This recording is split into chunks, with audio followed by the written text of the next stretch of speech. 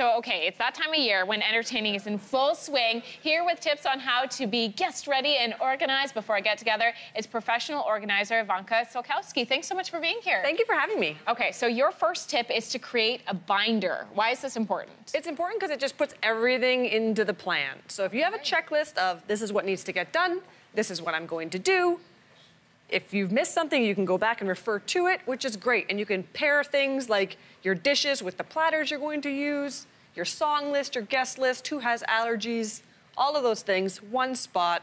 It's easy. You write it down, you don't forget it, and this even works with like your grocery list. It's all in one spot. Yes, and you can refer to it for the following year too. Oh, we didn't use this, this worked, this didn't. Oh, I love that. And then you know even what you made last year. That's right. Such a good idea. Okay, so next we're talking about cleaning, but you have a priority list: vacuuming, the bathroom, and then dusting. Yes, because sometimes we get so worried about the food that we forget about the cleaning, but we want the house to be clean. So if we're in a rush and you can only do one or two things, I say vacuum, vacuum, vacuum first, because you don't want your hair or dust bunnies on people's socks. Yeah, no, fair. Okay. Next thing, the bathroom. Please, dear God, clean the bathroom. The number one thing, the only thing you can do is to empty the garbage. And make sure there's fresh toilet paper, yes, right? Toilet paper, empty the garbage, and disinfect the toilet seat and the handles. Okay. So that's a really big priority. And remove any of your pills or anything that you don't want people snooping around in. Okay. So get all of that out.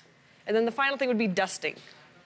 Dusting, it's an important one, but if you can't get to it, that's why I put that at the bottom of the list. Yeah, no, but fair. All of these, you tackle them real fast. It's like 15 minutes for each job, and then Right. you're done in less than an hour. Exactly. Having the house smell good is always a great idea, but what's the best thing to do to really infuse your home with that nice scent? So one of the things you have to be mindful of is there are people, like myself, who get migraines from any sort of scent that isn't natural. Oh, so if I walk into okay. your home and you have a candle going, I'm going to be throwing up in your now clean bathroom within 5 minutes. Okay. So there are ways you can do boiled water. You can put things like vanilla, like a drop of vanilla in there. Smells like you're baking a cake. It's kind of deceiving for your guests, but it's a great smell. It fills the house very quickly. You can use orange peels or cinnamon sticks. Just are a good one. in water? Just in a tiny pot of water.